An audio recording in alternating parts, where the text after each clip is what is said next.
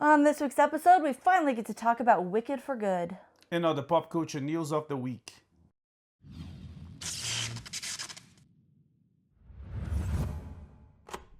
So, if you're a regular listener, you know that we tried this last week, didn't get to see Wicked, finally got to see it this week. You know what? I'm glad we missed Wicked because Sisu Road to Revenge was awesome. And Wicked, it was not a surprise, but it turned out to be a little bit worse than I expected. It was kind of a downer. Partly, I feel like no matter what, just due to the structure of the story and the way they split it up, this one wasn't going to be as great because, we have a lot of the tragedy in this one. And most of, the incredible songs all end up in the first one. And so this one doesn't have, the power hits to kind of carry us through. The very known songs. Yeah, like Defying Gravity and Loathing and Popular. And all that. Although we do have For Good, which the film was named after. So is that one in the show, in the Broadway show? Yes. Because they have, I heard, I don't know, they have several new ones on this one. I wouldn't be able to tell you which one's the new one. I don't know for sure, but I do know for Maybe sure. Maybe that one about Scooby-Doo. Just kidding. Yeah. Or am I? I don't know. You're going to have to see or not. Funny guy. Yeah. Yeah. So just before you keep going, if you had done the first one and boom, she ends up as Wicked. You saw the first one. She ends up, there you go. That's what made her become the bad guy. To be honest, it would be better than making a second one that you go back and rehash things from the first one. And you have the first one, which is, let's say 2 hours. Maybe it's longer. It's 2 hours. Then you have the second one with more 2 hours.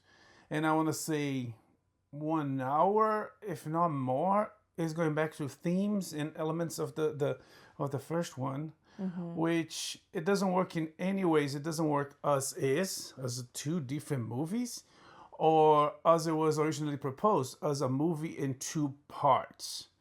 So for me, the way they ended the first one, this one, okay, so now things gonna even, gonna elevate some problems. We're gonna create bigger problems to reveal that the ending of the first one, there was a misunderstanding. She was not really evil. Not really. She just didn't want to go along with the evil wizard. And then like Anakin on episode 2, he is whining and selfish, but on episode 3, that keeps getting elevated to a point that something, and that happens with Palpatine tempting him, come, and gets to the end when he kills the Jedi Council, Samuel Jackson Base Window, Plo Koon wasn't there, right? I can't remember the name of the other guys. But anyways, it wasn't Plo Koon. So he what have I done, right? But we even start that path though in episode 2. He's not just whiny. He full on massacres a whole camp of Tusken Raiders, including children. Exactly. Yeah. So he's already well established. Like there is a very clear we go from whiny to actually I'm doing some pretty evil dark things. Yeah. There's a little boy with a mom that see an angel on the girl he loves, and then loves mixes with selfishness. Yeah. That's fear. And fear, and all that takes him to. He kills the Tusken because of the love for his mom, but it goes to a wrong direction. So there's a clear evolution of the character on each movie. You cannot end the movie on episode 2 as okay, that's it. He's Darth Vader. On Wicked, you can clearly says that's it. Or you could expand the story, develop the character. They don't. Yeah, and it just falls flat in so many ways. We don't, and granted, I have a terrible memory, so maybe I've forgotten some something phenomenal from from the first one. But this whole time I start wondering, like, what is, like, I don't feel like we really get to understand why the wizard is doing what he's doing. Like, why are they banishing the animals or enslaving them? Why, so, like, why is I don't know. So we don't understand his motives at all. We're just supposed to take on face value, I guess, that he's a horrible human being. And not just, like, a flim-flam con artist. Michelle, yeah, it's just... And at the same time... They lean so hard into this, like, Elphaba's being wicked. But then Elphaba's like, no, I have to stay and save Oz. But she's not really doing much except putting messages in the air. Yeah. And I was kind of expecting more social media from her. Rebellion. Yeah, like she's so powerful, right? They make this whole deal about how powerful she is. Like, she has real magic and real power that shocks everyone. She never uses. She's not really doing much with it, so there's not a lot going there. Glinda is Glinda. Which she again, stays pretty consistent. Which again, no, I think they fail in both instances. They fail to make the bad guy bad, and they fail to make the good guy good. Because Glinda, it's like, well, maybe she becomes good at the end of the movie. She does, when the Wicked Witch dies. Well, that's the whole thing. Like, her goodness was extremely superficial. Yeah, and that's what I'm like the saying. whole point of the first one. They fail on all those character developments, and expecting that watching the first one and knowing the Wizard of Oz, you would expect that, okay, so this is a dark origin story of how the witch becomes, or Elphaba becomes the Wicked Witch. You know, so filling the gaps, revealing secret mysteries, which, you know, they've done in some movies and poorly done. I'm not saying this one they did well, but there's some classic ones. Like, they did one for Hannibal. It's called Hannibal Rising, and the reason why he's a cannibal is because I can't remember if he was forced or he Nazis. It has to do with Nazis. Oh, well. Yeah. I mean, if in that case, right? They did that in Magneto too on the X-Men, but they did better there. But it's like, when you have someone that survived Nazism, saw their family and friends and everybody they knew and loved die for this regime, there was a absolutely abhorrent. And you know, it's just like, okay, maybe we judge him to right? So it was kind of a cop out. It's like, oh, this evil, one of the most evil villains in pop culture history. Oh, but he had to do with Nazis. It's like, oh, you know, it's like, so in this case, so you expecting to see, filling the gaps of mystery that reveals why she's a bad person. You know, there's in the comic books, the Joker and some other villain says it takes one bad day. Yeah. There's no bad day. Not really. Well, okay, so then here's where it continues to fall apart. Nessa gets this great... we actually see Nessa like doing evil things. And we're like, okay, like Wicked Witch of the East. Got it. That makes sense. But then they completely rush the whole... Like, we in this movie, we go right up into The Wizard of Oz. And what I thought, and I think would make a lot more sense if this had happened... If there had been, like, a few years before... Like, I thought we were going to have some time, and there wasn't any time, and it got super condensed. And if I recall the book, The Wizard of Oz, like Frank L. Baum's Wizard of Oz correctly, and the movie correctly, this is... What happens in Wicked is not actually what happens... Like it's not actually a prequel to either of those, because then what Elphaba's doing, what everybody's doing during, like, the sequence of events of The Wizard of Oz, it doesn't actually make sense. It doesn't work. So this is like a third different version of The Wizard of Oz, and which makes me think that... And it was, like, so rushed. I feel like there should have been... We should have several, like, significant ellipses that, like, let some of this develop. Like, instead of happening over the, like, 2 or 3 days, if that. And the connections to The Wizard of Oz are like, oh, you are the lion that she freed from a cage. And that's so bad. Yeah, who was like yeah, there was time stuff wasn't developed, like her relationship with Fiyero. How, like, last time we saw him, he was like, I don't know. Like, I think I have some feelings for you. Oh, maybe kind of. And then in this one, he's like, screw it all. Let's go to your treehouse and bang. Like, that's true. In the first one, it felt like he was like fully committed to the other girl, and in this one, it's like, nah. It was like, what the heck? It's like the same people that made the first one made the second one. Yeah, I think that maybe some of these rushed timelines would make more sense if we were watching live theater, because you Yeah. do have different constraints in storytelling, and that's fine. And so we accept things on stage. And there's this whole, like, even goes back to like the Greeks, and there are all these rules about like unity of time and place, and so there's things that we accept and that make sense on a stage. But when we have two movies separated by like what, a year? I don't remember how long we've waited for this one. It was last year, yeah. It was last year, yeah. The timelines, I don't know. It just doesn't make sense. I didn't buy it. The music was spectacular. The set's still spectacular. Yeah, but even the music, But the there was nothing storyline that just like it didn't. will stick. Yeah, You know, it really suffered. I think he would have done better to make like 1 3-hour epic. the thing that probably the thing that the part of the music that stood out and might stick is the moments in the music that reference the music from the first one, because all the new music is like, it was not bad, but it's like, you know, I still can remember the tunes from the first one, and this one, yeah, I don't know, maybe I was distracted for all the mess around, but if anything, it's the movie works as a parody of everything we knew about Oz. If in this and when there's a parody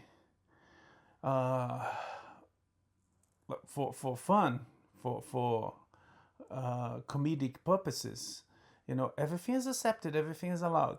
When you make a parody that tries to take itself too serious, yeah, it fails, because you know, you confuse, even if it's not consciously, you confuse the audiences. I don't know, maybe some people just accept it, but you confuse the audiences that know the source material in close to it and remember. You confuse those audiences in a way that's like, wait a minute, are they trying to connect in a coherent way, or there's just a free parody? But they're taking themselves so serious that, you know, it doesn't match, because the bad guy is the bad guy. Why? But then the bad guy is not a bad guy. The bad guy will hang with the good guys and dance and sing. It's, yeah, there's narrative problems there. I mean, visually stunning. But Visually stunning, yeah. But It started strong. I still love the first movie, and I think the concept is very interesting. And there's lots of very thought-provoking things about like propaganda and superficiality, and the whole idea that I think Tolkien worded best when he says like a servant of Sauron would look fairer and feel fouler. That whole concept I think is very interesting to explore. They just really dropped the ball here in the second one. yeah, I feel like the whole propaganda, it's very interesting, ironically, because this movie feel like a propaganda or something that they wanted to be or wanted to make, but it didn't came to fruition, because, you know, it have like 2 more hours, if not more, it might be more, on this one, that instead of moving forward, it moves back to themes of the first one, and they keep constantly moving back. She comes back to talk to her friends. There's a little bit of animals that predates. Is even before the first movie, right? In the flashbacks in the first movie, the whole relationship with the bear. I don't know. It got a little messy, and but anyways, anything else? No, I think we just about covered it. Wicked for Good is available in theaters everywhere. If you saw the first one, you want to see this one, or if you got disappointed after this amazing review. But anyways, if you still want to go see it, it's out in the theaters. If not, you wait a little bit, it will be on streaming soon. There were like talks about making more on the before the movie came out, on the weeks and days before. I don't see it, because even the sister, the apparently the book series is about several things in one, is about the sister. I don't know how they developed that, because the way they dealt with this was pretty, I want to say, conclusive. But anyways, yeah. Even the nomenclature for her, she's a wicked witch of the East. It feels more like a curse word. And on the other way, the Wicked Witch of the West is like a self-imposed or a machine, a governmental machine title given to her. And even though it's, I think it feels quintessentially for me because it tells you that everything you learn and love about the Wizard of Oz is a lie. And that's probably the biggest sin of this, because there's evil in the world, and the way the guy wrote that is because there's evil, even though for kids to learn. And Dorothy was a little girl, so evil and good. Choose good, beware the evil. And there was a cautionary tale for generations to come. And when the movie comes, it says, I know, hold on. Evil is not evil. It's someone else saying it's evil. So it gets, yeah. I mean, I don't think it's a terrible thing to, like, advise children or humanity in general to think critically about what people say is good and evil. That, like, maybe what appears on the surface is not necessarily what's beneath. Yeah, but on the original, she was evil, period. Yes. That's what I'm saying. And when she you did come evil and things, say, and that was the thing. Like, she wasn't evil. Like Glenda kind of makes this comment about like good witches are pretty and bad witches are ugly, and so she makes that comment. But then, like, throughout the film, we see like the Wicked Witch of the West does some like straight up evil stuff. She terrifies the Munchkins and terrorizes them, and she tries to kill Scarecrow, and she like kidnaps and just like threatens death and torture and all that. Not just to Dorothy, but her little dog too. And it's not just that superficialness. And whereas Glinda's just like, let's just help everybody get home. It feels like backtracking history, or whatever the term they use for it, when things like that, they say like, communism is bad, but some people, or socialism is bad, and people come and says, no, it's not bad. It actually never worked as was supposed to. Well, there's historical evidence that is bad. So you could say that is a reason it's bad. The fact that it has never, no one has ever managed to make it work the way because it's it doesn't work. to. Exactly, they're supposed to. Is the lie? Is the joke of it? So it's the same things. I know she was not evil. She was just misunderstood.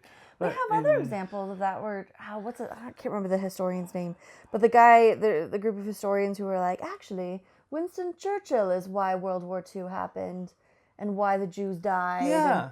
And also the Jews died because the Nazis were just too nice. Yeah, and Gemini, the AI retelling history by the eyes of their overlords. There was super woke and super biased, and even the treatment of other historical figures like Columbus and so many others. But anyways, back to Wicked. Anyway, so this is a recurring theme and a recurring issue. I just don't think they executed it very well in the second film. Yeah.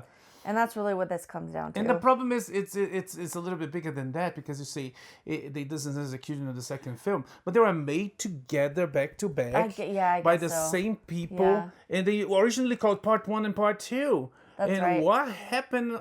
Anyways. The writing just failed, and if we had been in that writer's room, if we had been there and they had asked us, we could have saved it. We could have saved it. Yeah. But again, it might be deeper than that. Maybe, I already have the ellipses montages in my head. Like it's doable. It's fixable. Yeah. Maybe the problem goes deep. Maybe it's a fault of the book. Maybe the book is that bad. It could be. We don't know. But anyways, Wicked for Good, available in theaters everywhere.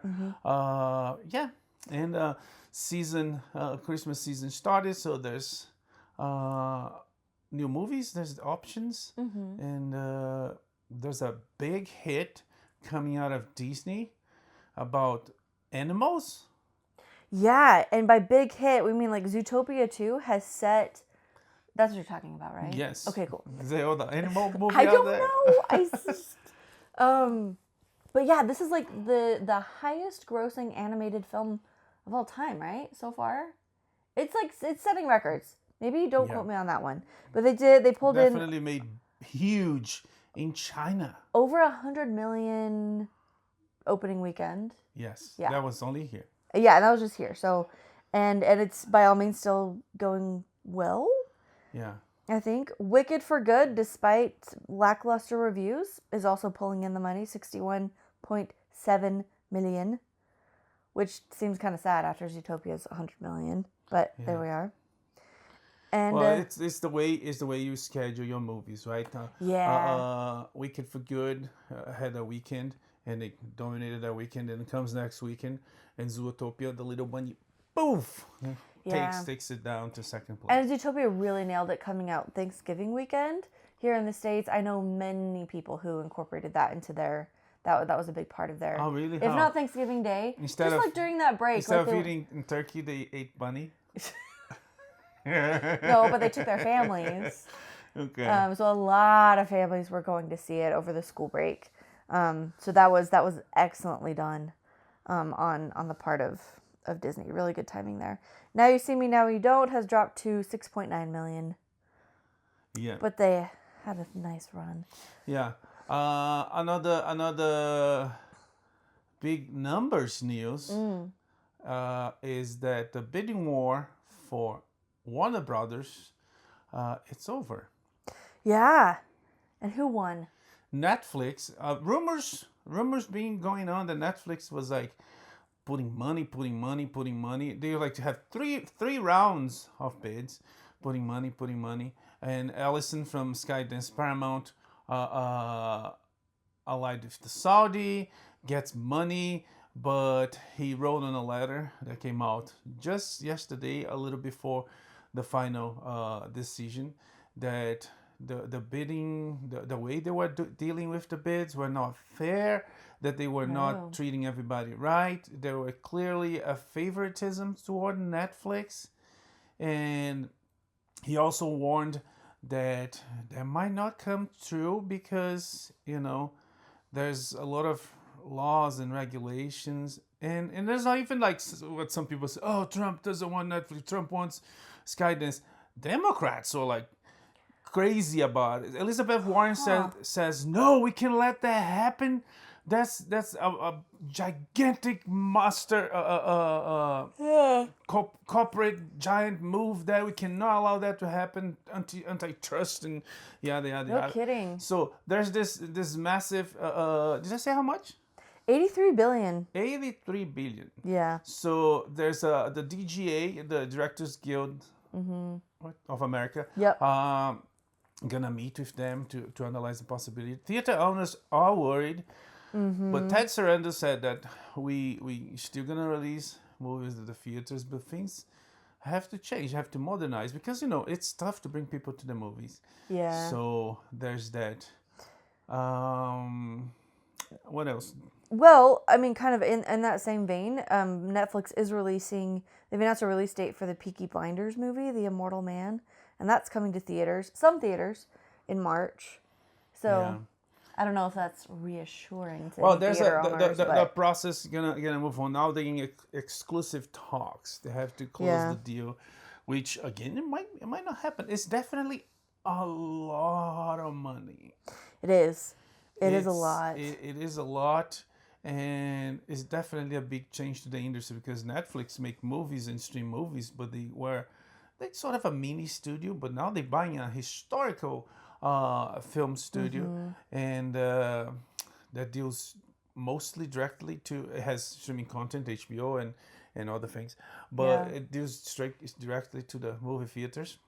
So we'll see what's gonna happen. We will see. This is an interesting one. Netflix is in many ways the great disruptor, right? They single-handedly obliterated the whole movie rental business, which was like a fundamental part of American culture for a long time. And I think it was Sarandos. He came to the Blockbuster CEO. Was like, "Hey, let's do this," and it's like, "This will never work. People watching movies on their computers. That's dumb."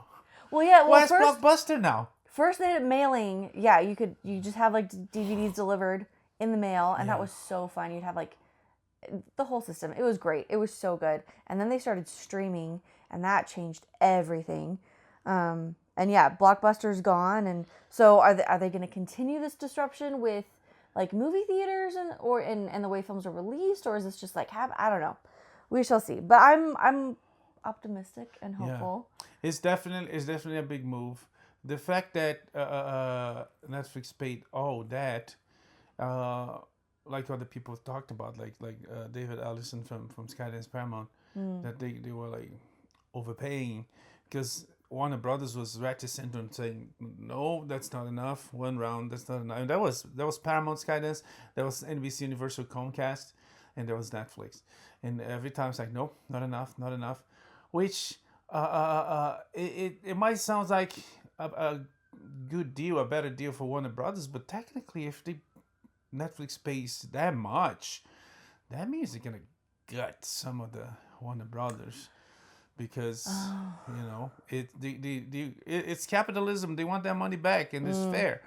But we'll see what happens. Yeah. Well, Netflix is on a roll. Stranger Things season 5 debuted with Netflix's record of 59.6 million views. It's their biggest English language premiere week. Yeah. So another big one for Netflix is among the top things on YouTube this past year was Joe Rogan, not related, Mr. Beast, but K-pop Demon Hunters. Yes. Leading the trends. So And they played on the Macys Thanksgiving Day Parade, and they're gonna do something for Christmas. I don't know if I put it there, probably not. Yeah, No, they're gonna I play haven't heard that. with some other big names. Fun. The Macys Thanksgiving Day Parade had Christmas. Was it Christmas? No, for New Year's. Oh, that makes more sense. Yeah, because nobody does any big party for Christmas, eh? Like televised party. They do like specials and stuff. But Yeah. I think it's this for New Year's. Yeah, New Year's seems more on brand. Yeah, drop the golden ball. No, the ball remains white, silver, whatever that is. The Macys Thanksgiving Day Parade hit an all-time high. They had 34.3 million viewers, which is up 8% from last year. Good for them. Yeah. It was fun. Yeah, it was fun. Especially because we could skip the newscasters. Yeah, That helped a lot. That's the advantage of watching a little, I don't know, an hour. Of streaming a little after the fact. But yeah, there's some good stuff. And the Huntrix performance was definitely a highlight. They killed it. They were so good. Do they have a name? On the radio, they're calling them Huntrix. But I mean, So I guess when they perform that, so they they are are not a Huntrix. group. I do not believe that they were a Because group before. they did announce them on the parade, like this girl, I can't remember her name, this girl and this other girl. Yes. So they're not a group. No, I don't think so. Okay. But I mean, I don't know. Maybe it's gonna change because when they play Golden on the radio, the little voice comes up and says, "That was Golden by Huntrix." Okay. So I don't know how that all goes down. I mean, between Sony and Netflix, they could lease the name and become Huntrix and record other songs. I don't know. Sure. I would not be mad. They work really well together. I mean, as long as Netflix get a cut, because now they're gonna need money. Well, yeah, I guess so. Okay, Cary-Hiroyuki Tagawa has died after a stroke. You'll know him from Mortal Kombat and Man in the High Castle. Yes, very talented. Pillar of the Asian acting community. Yeah. And yeah, may he rest in peace and sentiments to the family.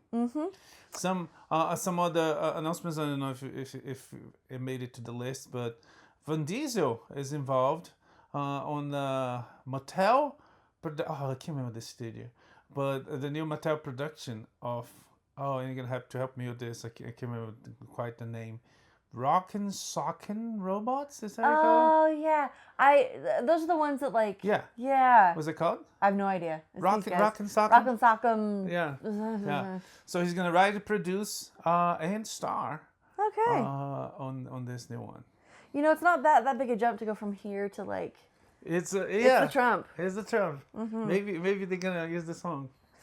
Another quick one. Men in Black 3, not 3, 4, 5. A new Men in Black movie there we go. is on the way coming.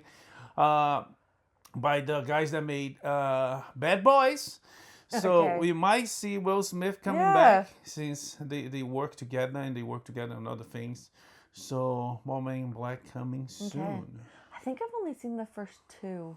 I probably saw the third, but it was one that I was either working nights and fell asleep. And I never seen the Thor one. So Thor, it is Chris Hemsworth. Oh, that's right. Chris Hemsworth I didn't remember that and the existed. girl, and Tessa Thompson, I think that's her name. Tessa Thompson. So Really? it was like half of the cast. Yeah, of that's Thor right there. So Okay. yeah, Huh. one day we'll get back to Yeah. it Okay. That's fun. when the new one comes.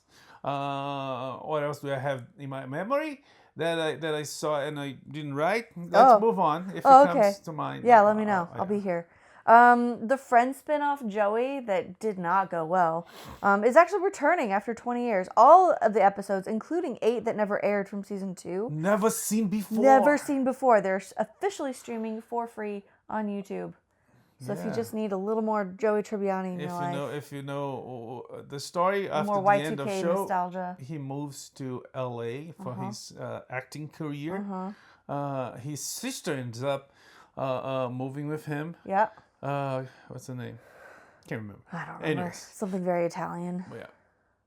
Drea de Matteo. Yeah. De Matteo is very Italian. Okay. Yeah. Yeah. So that's happening. If you need your Joey fix, head on over to YouTube. Another example of how streaming is changing things. You imagine? I mean, when I was a kid, and there was some stuff that it would disappear from the face of the earth. Yeah. Right. And but the studio had it somewhere. But someone said, "Hey, let's restore this, and sell it or put it on streaming." There's so much stuff that we would never see if it wasn't for streaming. Yeah, it's true. It's there's still stuff that we might see in the future that is hiding on the halls of. It's like this Batgirl movie, which I heard sucks, but still. Which it shouldn't. She's such a great character, and there's so many different moments you could take. That would be such a really interesting way to expand the Bat fam, and especially for the guys making, not the directors, they stand by the movie, but for the producers' sake, it's so bad that we're not gonna release it. When everybody knew the movie was being made, everybody involved got paid.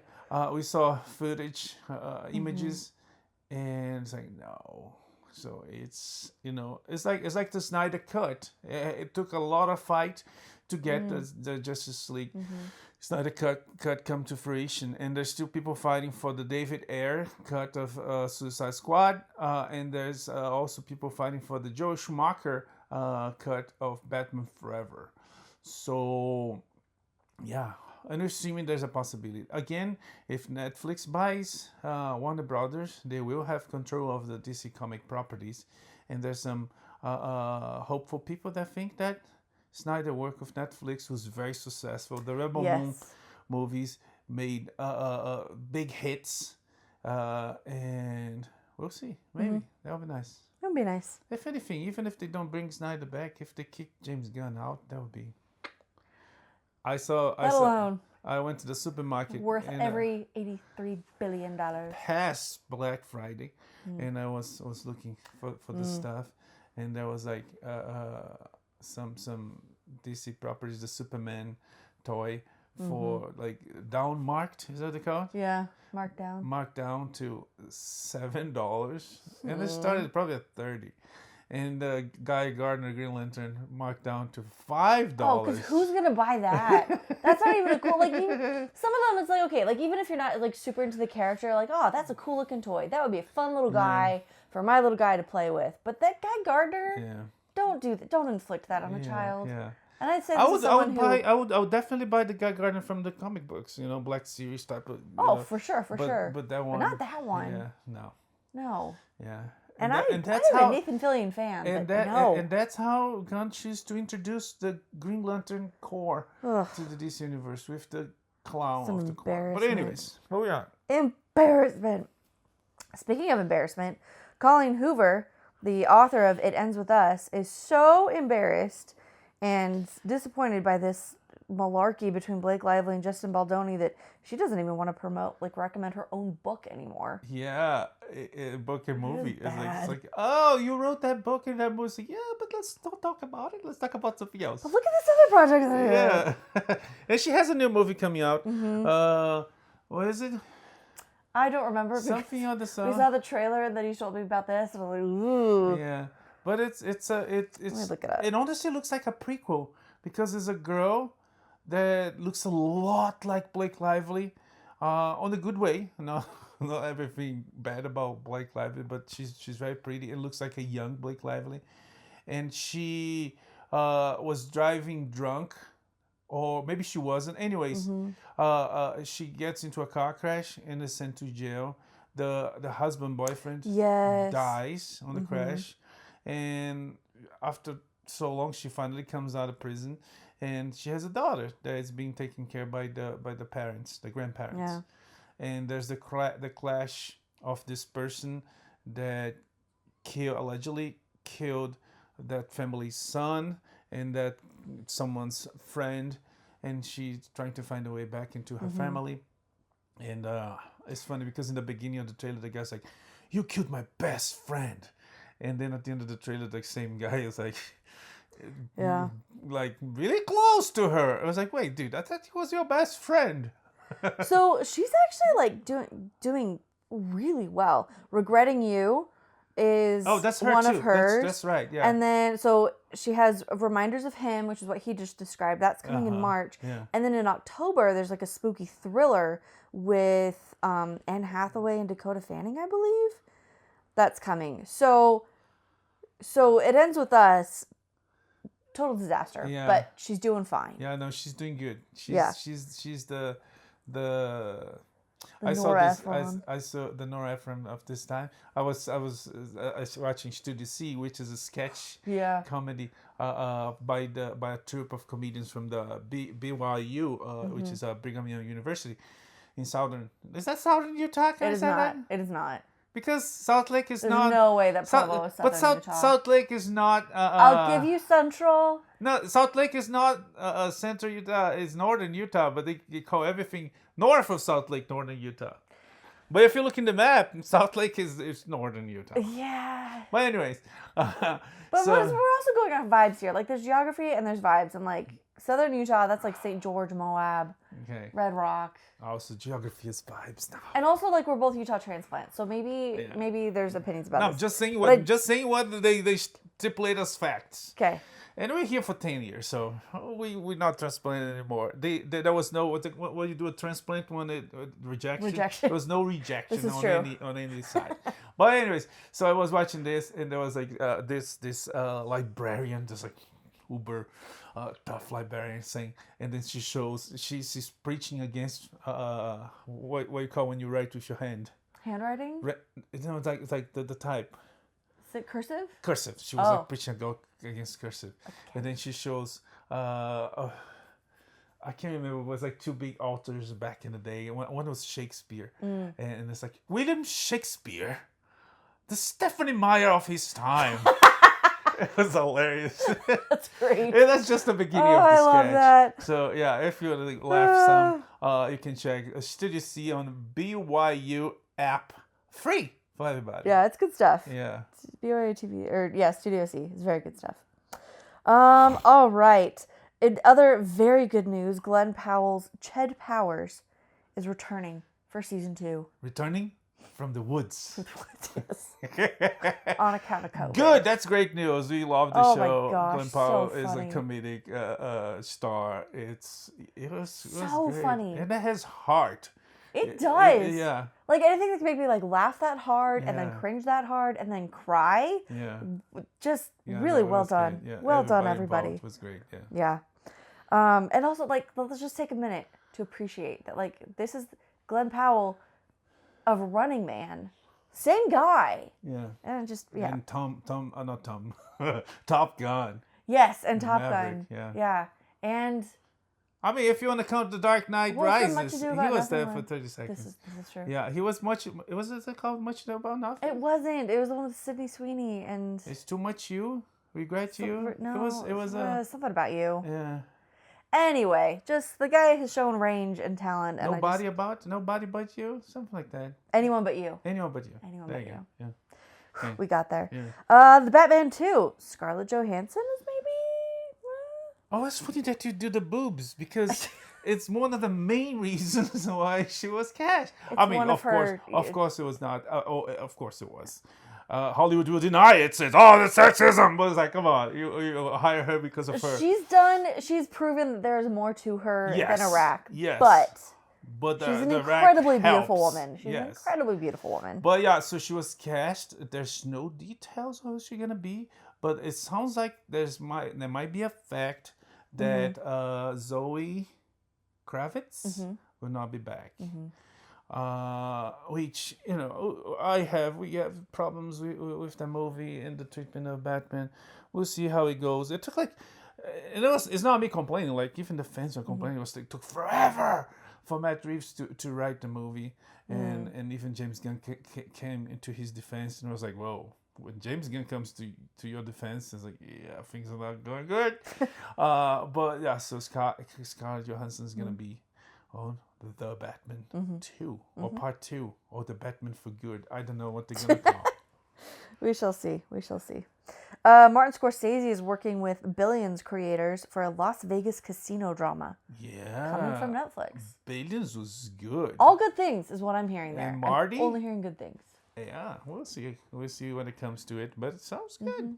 Yeah. For Netflix? For Netflix, yeah. Netflix? So Scorsese being involved, I think like, okay, this could be like very long-winded, but also like very good. And you see how the studio system is dying, because there's this thing that is a problem they created for themselves, which is not bad, but it's not the ideal. They favor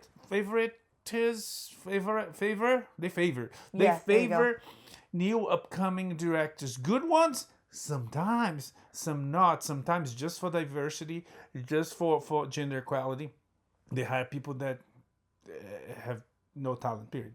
So when you have like the big ones, the good ones, the great ones, sitting around, want to make stuff, but it's like, no, you have to help the new generations, even though the new generations, some of them are not that good.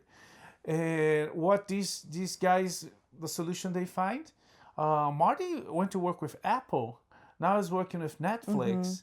So the studio created a problem. There's like the big talent are moving to the big streaming houses, and so if Netflix buys Warner, as it looks like is gonna happen, it's the studio's own fault, because they mismanage, like they mismanage so many things, and they were not able to deal with technology and the modernity that comes with the internet and streaming services.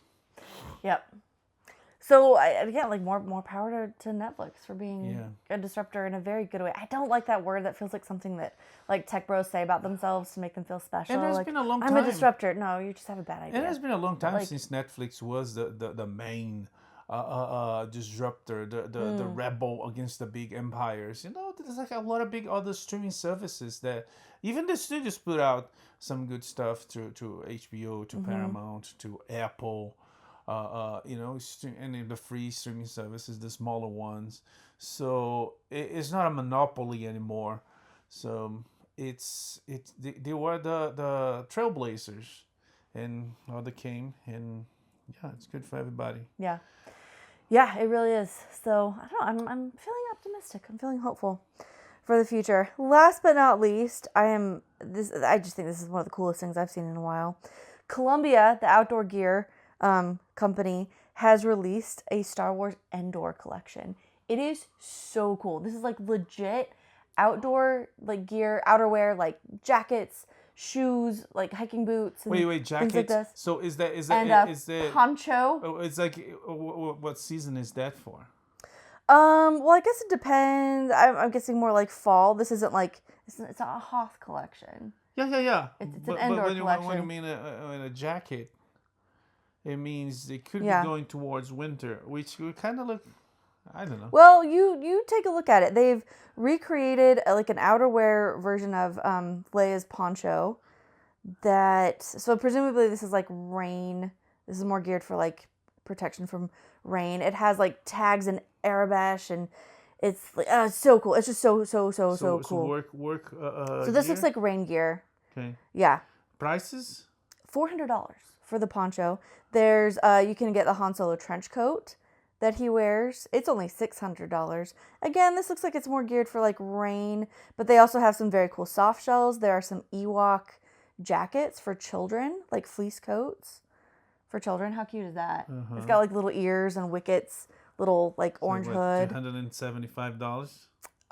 You know that would be a freaking steal. I don't know. I don't see a price on that one. There's a reversible jacket for adults that has fleece on the inside that looks like the Ewok chief's fur. I don't remember his name. Anyway, it's just very cool. There's vests, there's backpacks, there's gear. Yeah. So anyway, what I'm saying is it's functional and it's beautiful and it's very cool. And Billie Lourd and her husband and kids did a whole photo shoot for it in the Redwoods where they filmed a lot of the indoor scenes. So anyway, that's fun stuff. Check it out at Columbia. Yeah. If you have $400 to drop on a raincoat. Another quick one about Netflix. Just before we end, Netflix announced the release of the final episode of Stranger Things, the finale, and released at theaters in 500 theaters around the country.